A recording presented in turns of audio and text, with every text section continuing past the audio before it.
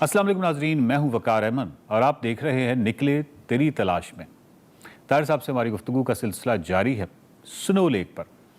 दुनिया का तवील तरीन बर्फ़ानी रास्ता, तवील तरीन बर्फ़ानी सफ़र जो है, बर्फ़ानी रास्ता जो है नॉर्थ पोल के बाद वो ताहिर साहब ने पार किया। और कैसे पार किया, क्या क्या वाक़यात पेश आए, कैसा दिलचस्प वो जो एक सफ़रनामा है स्नो लेक की शक्ल में बरामद हुआ, उनके किरदार कैसे जानदार हैं, इन तमाम मौज़ूआत पर गुफ्तगू करने के लिए हमारे साथ ताहिर साहब मौजूद हैं। बयान था के बाद आप ताहिर साहब स्नो लेक पहुँच जाते हैं, यानी आपका जो ख्वाब था वो स्नो लेक पहुँचने का, वो स्नो लेक आप पहुँच जाते हैं। वंडरफुल, खूबसूरत है। आपने स्नो लेक के हवाले से कहा है कि मेरी दादी का ख्वाब उसको करार दिया है कि मेरी माँ का रांगला चरखा है और मेरे वालिद की नीली आंखें हैं और इस पर बादबानी कश्तियाँ रवां हैं। सर, आप स्नो लेक पहुँचते हैं तो वहाँ जो पहला तासुर, यानी आप इतनी मुश्किलात से, अब आगे जितनी मुश्किलात आनी है वो तो आपको आइडिया नहीं है, लेकिन पहले जितनी मुश्किलात से आप स्नो लेक पहुँचते हैं और एक ज़माने से आपने ख्वाब भी अपने ज़हन में सजा रखा है स्नो लेक का, तो स्नो लेक की जो झलक थी पहली, जब आपने पहली दफ़ा देखा तो वो क्या था, मतलब वो क्या पहला तासुर क्या था आपका? स्नो लेक जिस तरह के जहाँ भी बर्फ़ होती जी, वहाँ पे उसके ऊपर चलने के लिए मुँह अंधेरे उठना पड़ता है सूरज निकलने से बहुत पहले, ताकि वो बर्फ़ जो है रात का जो माइनस टेम्परेचर होता है उसमें हो और सॉलिड हो। ठीक है। तो तब भी हम मुँह अंधेरे चले, एज पे हमने किया, मुझे अब याद नहीं आ रहा उस कैंपिंग साइट का नाम, और स्नो लेक का आगाज़ था वहाँ से। तो सुबह जब हम चले हैं, पहले हमने रस्सा बांधा, लेकिन उसके बाद लोग इधर उधर हो गए हैं। मेरे ख्याल है कि भाई मेरी ज़िंदगी के जो 2-4 बड़े तजर्बे हैं विजुअल, और ऐसे तजर्बे हैं जो किसी और के नसीब में कम ही होते हैं। ठीक। उनमें से एक उस वेर स्नो लेक में दाखिल होना। मतलब आप जो कुछ मर्जी पढ़ लें, आपने कहा था ना कि बहुत पढ़ा हो, जो मर्जी तस्वीरें देख लें स्नो लेक की, लेकिन स्नो लेक पे जब आप एंटर होते हैं फिर आपसे चला नहीं जाता। हैरत ज़दा जो अल्लाह ताला का जो मौजज़ा है बर्फ़ का, और जिस तरह वहाँ खामोशी है और जिस तरह इर्द गिर्द बुलंद पहाड़ हैं, और वो उसकी बुलंदी भी काफ़ी, मेरा ख्याल 14-15 हज़ार फुट बुलंद है। तो वहाँ पे मुझे अपने माँ बाप बहुत याद आए, और एक ख़ास हवाला ये था कि मुझे कुछ फड़फड़ाहट से, अच्छा अब सूरज तुलू हो रहा है तो इर्द गिर्द जो चोटियाँ हैं वहाँ हल्की हल्की रोशनी, अच्छा रास्ते में वो गर्दाब नुमा झीलें हैं, गहरी नीली झीलें, उनकी मैंने कभी कोई तस्वीर भी नहीं देखी थी, वो सिर्फ वहीं पे होती और ख़तरनाक है। और फड़फड़ा के वो जब तितली बर्फ़ पे गिरती है तो उसी वक्त, क्योंकि सर्दी होती है, उसके ऊपर एक बारीक सी बर्फ़ की तह जो होती है वो जम जाती है, चुनांचे वो हनूत हो जाती है उसमें, और आप बाकायदा बैठ के यूँ लगता है कि शीशे में फ्रेम शुदा तितली। तो ये 5-6 तितलियाँ मैंने देखी, और ये मतलब है कि वो मेरे साथियों ने नहीं देखी, आई डोंट नो व्हाई, लेकिन उनमें से 1-2 तितलियाँ मैं उठा के भी लाया तो मरी। तो एक तो ये अजूबा था, पानी, परिंदे, मौत वगैरह मेरी फिक्सेशन है, इस तरह तितलियाँ भी हैं किसी हद तक। और मुझे याद आता है कि मैं और सुमैर और सलजूब जा रहे थे मदीना शरीफ, तो अब उसने कहा कि अबू आपने सफ़रनामा तो लिखना ही है। मैंने कहा हाँ मैं लिखूँगा इंशाल्लाह। कहेंगे इसमें तितलियाँ ना डाल देना, हर जगह तो आप तितलियाँ डाल देते। मैंने कहा बच्चे में बैठता नहीं, वो होती हैं, कहता बहरहाल उतनी नहीं होती जितनी आप डालते। उसी वक्त लेफ्ट हैंड से डेजर्ट की तरफ से सफ़ेद तितलियों का एक हॉल आया जो टकराया हमारी विंडशील्ड मदीना के रास्ते। मैंने कहा बेटे अब आप गवाह रहना, तितलियाँ होती हैं। तो वो तितलियों का जो है वो बेसिक जो उसकी है याद है वो ये कि मेरे वालिद साहब ने रचना नर्सरी फार्म एक बनाया गखड़ मंडी में, तो 1.5 साल वहाँ रहे। तो क्योंकि मैं बोर हो जाता था, शहर का बच्चा था, तो मेरे तफरीह के लिए कुछ ना कुछ करते रहे। तो मुझे एक दिन कहने लगे तुम्हें मैं तितलियाँ बना के दिखाऊँ। मैंने कहा आप कैसे बना सकते हैं? कहने लगे 2 घड़े लाए गए, ان میں مولی اور شلگم کے پتوں پہ ہوتی ہیں تتلیاں، یا نسٹریشم جو فلاور ہوتا ہے اس کے اوپر، خاص تتلیاں کہہ رہا ہوں، سنڈیاں، ٹھیک ہے، تو وہ سنڈیاں کھاتی ہیں ان کے پتوں، وہ سنڈیاں جمع کی گئی، ان گھڑوں میں ڈالی گئی، اور ان میں شہتوت کے پتے ڈالے گئے، اور گھڑوں کو 2 گھڑے تھے، ململ کا کپڑا باندھ دیا گیا تاکہ ہوا کا نہ، اور میرا خیال 5ویں یا 6 روز میرے والد صاحب نے کہا کہ تتلیاں تیار ہو گئی، تو انہوں نے ایک گھڑے کا وہ کھولا ململ کا اوپر سے، روزانہ اس میں ڈالتے تھے وہ اپنا، اور اسمیل تھی بڑی اسٹرانگ، اور اس میں سے ایک تتلی پھڑپھڑا کے نکلی ہے، and I was amazed as a kid کہ آپ ایک گھڑا ہے اس میں سنڈیاں ڈالی تھی، اور اس کے بعد وہ پھڑپھڑا کے یوں نکلی ہیں، یہ غول کا غول وہاں سے نکلا ہے، وہ میری بچپن کی ایک یاد۔ اور جب میں سنو لیک پہ وہ تتلیاں پھڑپھڑا رہی تھی اور دیکھ رہی تھی تو مجھے اپنے والد صاحب یاد آ گئے، ان کی نیلی آنکھیں یاد آ گئی، اور مجھے یہ یاد آ گیا کہ دوسرا گھڑا شاید نہیں کھولا تھا، تو ہو سکتا ہے کہ وہ گھڑا جو ہے وہ یہاں آگے کھل گیا۔ واہ، یہ وہ تتلیاں ہیں جو میرے والد صاحب نے بنائی ہیں۔ تو ایک ہائٹ، یہ میں آپ کو بتا دوں کہ سنو لیک میں مسلسل آپ 10-12 ہزار فٹ کی بلندی پر چلتے ہیں، 10-12 ہزار فٹ کی بلندی پر تھوڑی سی سیر کرنا، سونا، رہنا اور بات ہوتی ہے، اس کے اوپر 10-12 گھنٹے ٹریک کرنا، وہ آپ کی ہمت بالکل ختم، اور اسی لیے آپ کے ذہن پہ اثر ہوتا ہے وہ جو ہائٹ کا ہوتا ہے،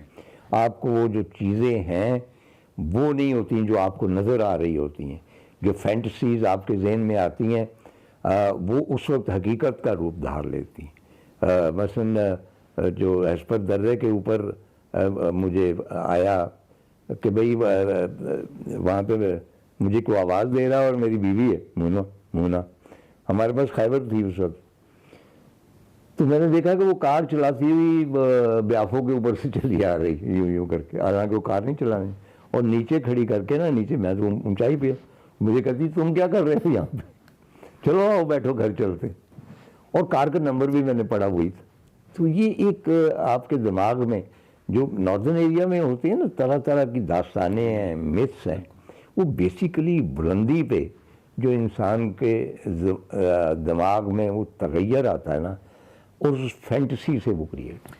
طاہر صاحب، سنو لیک سے آگے آپ جاتے ہیں اور اس وقت تک آپ کو یہ آئیڈیا نہیں ہے کہ جنرلی تو آپ کو یہ آئیڈیا ہوتا ہے کسی بھی ٹریکر کو کہ یہ منزل ہے، وہ وہاں تک پہنچنا مشکل ہے اور پھر اس سے آگے تو خیر، لیکن ایکچولی سنو لیک کا جو خطرناکی ہے وہ سنو لیک کے بعد اس ٹریک کی شروع ہوتی ہے، اور درہ ہسپر جو ہے وہ 17,000 فٹ بلند ہے، تو 17,000 فٹ کی بلندی پر رات آپ کی کیسے گزری؟ کیونکہ بلندی پر رات جو ہے وہ آکسیجن کم ہوتی ہے اور بہت ہی مشکل ہوتا ہے، ایون 12-14 ہزار فٹ کی بلندی پر بھی جو رات گزارنا ایک عذاب ہوتا ہے، تو یہ تو بہت ہی بلند درہ تھا درہ ہسپر، کیسے گزری رات آپ کی؟ اچھا، ایک تو وہی سنو لیک کا ہم اختتام کرتے ہیں کہ سنو لیک نے بڑی مہربانی کی، اس نے الاؤ کیا کہ ہم آ جائیں، کیونکہ سال میں اس زمانے میں 2-3 ایکسپیڈیشن جاتی تھی تو اکثر وہ واپس آ جاتی تھی، کیونکہ موسم خراب ہو جاتا تھا، برف باری شروع ہو جاتی، یا پھر ایک ایکسپیڈیشن واپس آئی تو اس نے مجھے بتایا، جو ٹریکر تھا اس نے کہا سر تو آپ کہتے ہیں بالکل پلین تھی سنو لیک، ہم جب گئے ہیں تو اتنی دراڑیں تھیں کہ آپ اس کو کراس ہی نہیں کر سکتے تھے۔ تو یہ ہم مطلب ہے کہ ہم پہ خاص فضل ہوتا ہے کہ اچھا درہ ہسپر کے اوپر رات ہم دوپہر کے آلموسٹ پچھلے پیر پہنچ گئے تھے، اس وقت تو گرمی تھی، وہ جب ہم اوپر گئے ہیں تو ہمارا خیال تھا کہ ہمارے منزل ہم نے طے کر لی، سنو لیک نیچے ہے، اب آگے واپسی کا سفر ہے، واپسی کا نہیں ہے، جیسا کہ میں نے عرض کیا کہ اصل ٹف سفر جو ہے وہ ہسپر کے بعد شروع ہوتا ہے، پہلا نسبتاً آسان۔ تو جب ہم نے دیکھا ہے اس کا ہیوج میس درہ ہسپر کا گلیشیئر کا، اور اس میں سے ایک دریا بھی نکل رہا ہے، تو ہم تو حواس باختہ ہو گئے کہ بھئی یہاں سے جاننا ہے کہ ہم کس طرح اس کو پار کریں گے۔ تو باہر تو وہی فیصلہ ہوا کہ صبح سویرے نکلیں، تو وہاں پہ برف میں ہی کھودے، ہم نے گڑھے کھودے اور اس کے اندر خیمے لگائے تاکہ آدھا خیمہ برف سے ڈھک جائے، تو اس میں جس طرح اگلوز ہوتے ہیں، اور وہ رات جو تھی وہ ٹھیک گزر گئی، مجھے اللہ تعالیٰ نے اچھی صحت سے نوازا ہوا، اب بھی نوازا ہوا ہے. پھیپھڑے میرے مضبوط ہیں اور وہ پھیپھڑوں کا ہی کام ہے سارا, کیونکہ وہ جو ہائٹ تھی وہ آلموسٹ ڈیتھ زون ہوتا ہے کہ آپ کے پھیپھڑے پھٹ سکتے ہیں, تو سانس لینے میں ظاہر دقت ہوتی. لیکن اس میں ایک جو دلچسپ واقعہ ہوا کہ میں وہ سارا پورا کپڑے بدلنے کا سوال ہی نہیں پیدا ہوتا, کپڑے اتارے کس طرح جا سکتے ہیں اس سردی میں, مطلب وہ جو بھی پہنا ہوا ہے اسی کے ساتھ ہی میں سلیپنگ بیگ میں, اور وہ سانس آ رہا ہے اور سلیپنگ بیگ میں اندر جانے کے لیے 3-4 مرتبہ سانس لے کے درست کر کے پھر ایک دم نہیں آ. تو اب میں لیٹا ہوا ہوں اور ایک ٹارچ ہے چھوٹی سی خیمے کی جل رہی, اور میں اپنے بچوں کی تصویریں لے کے گیا تو وہ بھی لٹکی ہوئی. وہ آپ ہمیشہ پاس رکھتے ہیں, آپ کو کچھ پتہ نہیں ہوتا, آپ مس بھی کرتے ہوں گے. تو میں نے دیکھا کہ اوپر خیمے سے نا وقفے وقفے سے برف گر رہی ہے پاؤڈر کی صورت. وہ گرتی ہے میرے منہ پہ, اور وہ منہ پہ گرتے ہی ظاہر ہے کہ گیلا میرا منہ ہو جائے. میں کہتا ہوں یہ کہاں سے آ رہی. تھوڑے سے وقفے کے بعد پھر وہ صفوف جو ہے برف کا, تو ظاہر ہے کہ اس میں چھید بھی نہیں ہے, مطلب باہر برفباری بھی نہیں ہے. تو میں نے وہ پورٹر جو تھا, وہ سیانہ پورٹر جو تھا, اس کو آواز دی. اوپر ایک کچن ٹینٹ میں بیٹھے ہوئے, وہ آیا, کہنے لگا جی صاحب. میں نے کہا یار یہ ہو رہا ہے میرے ساتھ, یہ کیا ہو رہا ہے, کہاں سے آ رہی ہے برف. کہنے لگا صاحب آپ اس سیدھا لیٹا ہوا ہے نا, آپ جب سانس لیتا ہے تو آپ کا سانس ٹکراتا ہے ٹینٹ سے, وہ مائنس ہے وہاں پہ 30 یا 40, وہ برف میں بدل جاتا ہے, وہی آپ کے اوپر گر رہا ہے. یہ آپ کا سانس ہے جو برف بن کے, تو آپ کروٹ بدل کے لیٹے. تو پھر میں کروٹ بدل کے لیٹا. تو رات مشکل تھی. ایک کسی نے بڑی اچھی ہمیں صلاح دی کہ اپنے بوٹ ہر چیز اندر رکھنا. ایک صاحب بھول گئے, صبح اٹھے تو جرابیں لوہے کی بنی تھی, بوٹ بھی وہ نہیں پہن سکے کیونکہ وہ تھا نہیں ہو رہے تھے, they became solid minus temperature میں. تو وہ اس کے بعد جو تھی صبح سویرے ہم چلے, جس طرح میں نے بتایا کہ برف کے پگھلنے سے پیشتر, نرم ہونے سے پیشتر, تو ہم نے درہ جو ہے ہسپر وہ کراس کیا. ناظرین, سنو لیک پر طاہر صاحب کے ساتھ گفتگو کا سلسلہ جاری ہے. بہت ہی خوبصورت کتاب ہے اور میری بڑی فیوریٹ کتاب ہے, کیونکہ اس کتاب میں انہوں نے دنیا کا طویل ترین برفانی راستہ جو ہے وہ عبور کیا, وہ پار کیا, اور اس کی ایک ایک لمحہ کی جو داستان ہے وہ بڑی کمال ہے. وہ یقیناً ہم یہاں پہ 5 سے 10% ہی کور کر سکتے ہیں. اصل جو تفصیل ہے وہ تو یقیناً آپ کو کتاب میں ملے گی, اور وہ کتاب پڑھ کے ہی آپ کو مزہ آئے گا. تو سنو لیک پر مزید گفتگو جو ہے وہ طاہر صاحب سے کریں گے اگلے نکلے تیری تلاش میں.